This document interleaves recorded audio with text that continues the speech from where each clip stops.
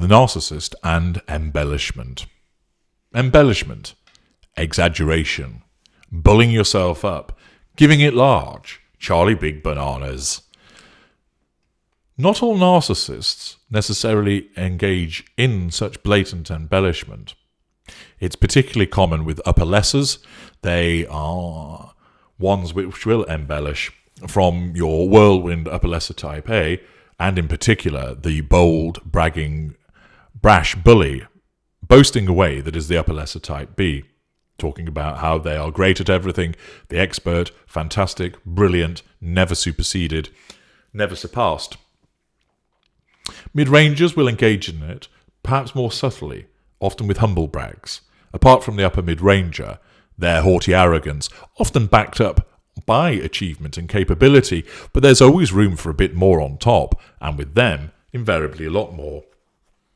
Even the greater narcissists will embellish, because why not?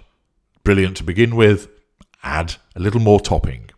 And therefore, embellishment is something that will occur regularly.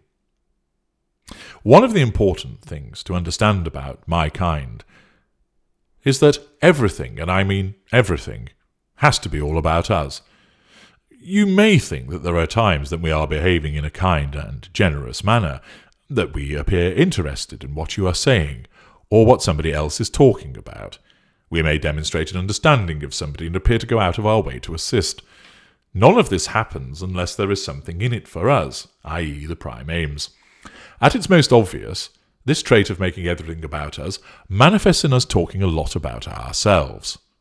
Of course, I know when it comes to talking about me, you don't mind, because I'm fascinating. We'll regale you with our achievements, our sporting prowess, the things that we succeeded in when we were younger. We will boast about how much we earn, where we holiday, where we dine, what we buy, and so on, just to make sure that the listener, and especially you as a target, perhaps for being intimate partner primary source, that you understand we are fantastic. We are leaders in our field. Some of what we boast about is entirely made up. And this is, as I've explained in the video about character trait acquisition, is because we are adept at listening to other people when we meet them and stealing parts of their characters, attributes and behaviours that we covet for ourselves. We absorb what they are and turn it into being part of us, so that the rest of the world thinks that this is what we actually are. This then makes us more attractive, enables us to draw other people to us, to make us easier in the way that we control you, so that we gain fuel more readily. Much of what we brag about will then also be embellished and exaggerated, but there is a foundation of truth within it. We have been to Dubai twice, but we make it 8 times in conversation. We once attended a Depeche Mode concert and made it to the front of the crowd to watch them, but we tell you that we had drinks backstage with the band, although Dave Garn, the lead singer, was drinking water because he stays sober these days. We own an Armani suit.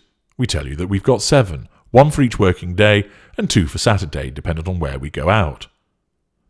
Many narcissists exhibit intelligence and are intelligent, and therefore it isn't difficult for us to seize on information that has been provided by someone else and claim it as something that we have done or seen. A friend has attended an art exhibition and told us a lot about it. Ordinarily, we would much rather be talking about what we have been doing. But, in the instance, as part of asserting control, we recognise instinctively where lesser or mid-range, and, calculated where greater or ultra, the value in listening, at least for a period of time. First of all, the fact that someone as brilliant as me is deigning to listen to you, it shows that you must have at least some special qualities, so it's flattery, and thus is a benign form of manipulation. This should then make you feel good about yourself. You're not only being granted an audience in the presence of greatness, but how about this? I'm actually allowing you to use up my precious time and tell me something about you. Secondly, I listen because I recognise that this information that you're telling me has a value. I can purloin it for myself at a drinks reception that evening. I can also claim to have attended the art exhibition. My air of confidence and total conviction in what I am saying will not only cause someone to doubt, Well, I will not cause someone to doubt what I'm saying is true. Why would they? Most people accept comments at face value anyway. Why would they seek to cross-examine me about whether I went or not? I know this is how people respond, and therefore there is no difficulty in me pretending that I did attend. Indeed, I will regurgitate this outright lie about attendance so many times that I might as well have attended, because I am able to recall the detail sufficiently. Of course, in many aspects of my life, I do these things anyway, so there is no embellishment. But where the opportunity arises to assert control in this way and gain fuel, it will be taken. And of course, the lower echelon narcissists that don't have access to such opportunity and privilege will purloin it for themselves.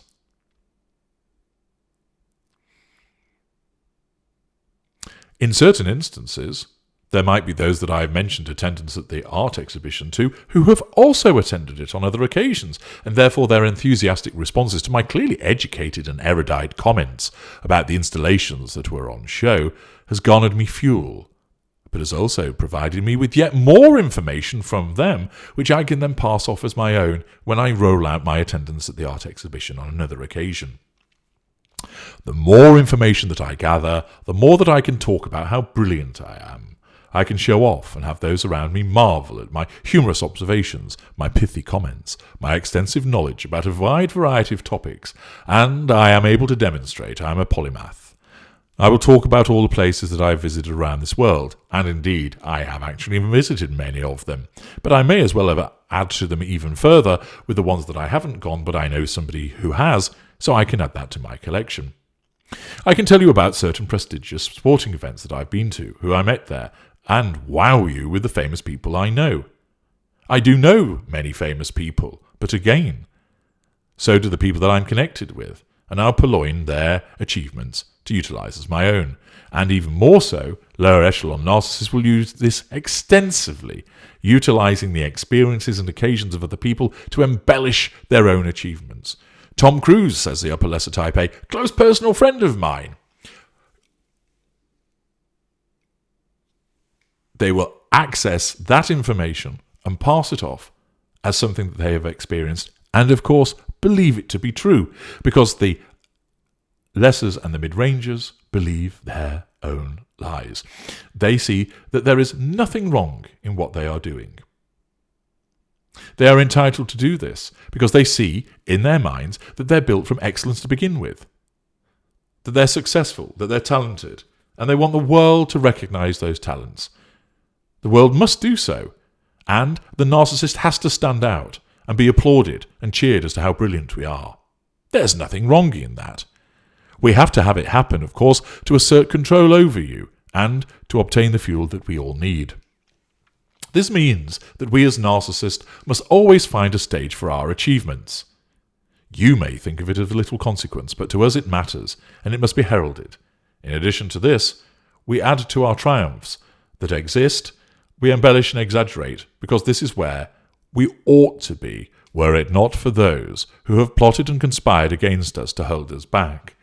This is where the paranoia of the narcissist will manifest. Again, with lower echelon narcissists, lower lesser, middle lesser, lower mid-range, and possibly some middle mid-rangers, they are, I could have been a contender types. You see him on television, I was earmarked for that role, but I was unwell, and they wouldn't wait. Accordingly, the narcissist sees no reason why he should not explain how he has secured other prestigious roles in the world of entertainment.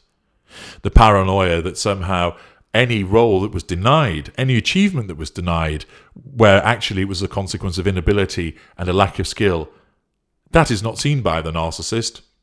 I should have been doing that. That position belonged to me. I should be running this company. How many times have you heard that?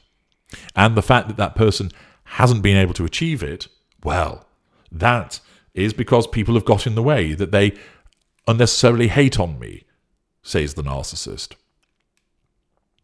It doesn't matter that the lesser and mid-range narcissists are telling lies, because in their minds, they are entitled to be the person who is number one, who wins the awards, who is voted most popular, because in their world, they are brilliant. The upper echelon narcissists, particularly greater and ultra, we are the achievers. We are brilliant, and this must be recognised and heralded, but we will always add to it, because you can never have enough. The world is not enough. I know from when I have explained this to people who are tasked with treating me, that they have asked me whether other people would think that such a stance would be regarded as normal and unacceptable.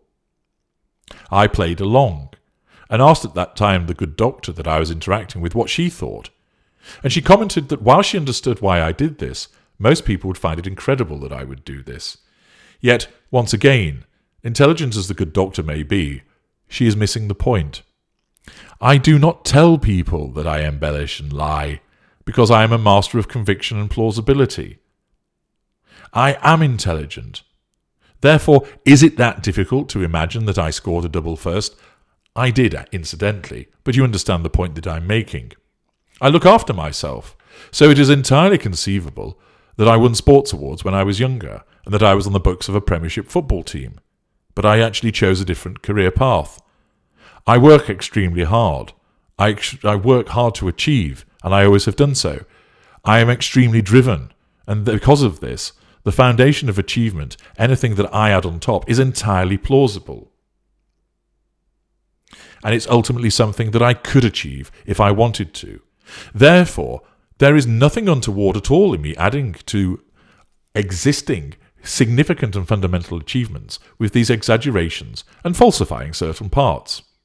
Of course, I share this with you because you don't know who I am, and therefore it doesn't undermine my control, but one would never admit this to anybody in one's private life. A greater or ultra would never do that. I know what is said as exaggeration in my private life. I know that some of it is false when considered through the strict lens of your comprehension of the world. But we're not talking about you. We're talking about my kind. You label such things as embellishment, exaggeration, and falsification. But those are your words. They're not ours. From our point of view, we would consider them more as a positive gloss, adding in what I would have attained anyway, and I would have done were it not for others, so I may as well claim it as my own. It's all a question of perspective. You call it a lie. We call it capturing an alternative me and adding it to the real me. You call it embellishment. I call it supplementing. I understand that people struggle with this concept, but I have pointed out that most of the time people don't actually have any idea whether we're telling you the truth, using your word, and therefore it doesn't actually matter. The fact is, if you're in awe of the achievement, that you're giving us fuel and you're under control, does it really matter the level of embellishment that has been provided? No, the narcissist doesn't care. The lesser and mid-ranger doesn't even realise that they're embellishing, so they couldn't care anyway, because they're not in a position, because they're not fixed with knowledge. And the greater and ultra will add that layer of embellishment where appropriate, and we do so because it's appropriate and necessary, and we're brilliant anyway, so a little more brilliance doesn't do any harm, does it? And ultimately, we don't care. You all provide us with the appropriate reaction, which is fuel and signalling that you're under control, and thus you are drawn to us, whether as friend, colleague, or intimate partner. And that's the truth of the matter. No exaggeration.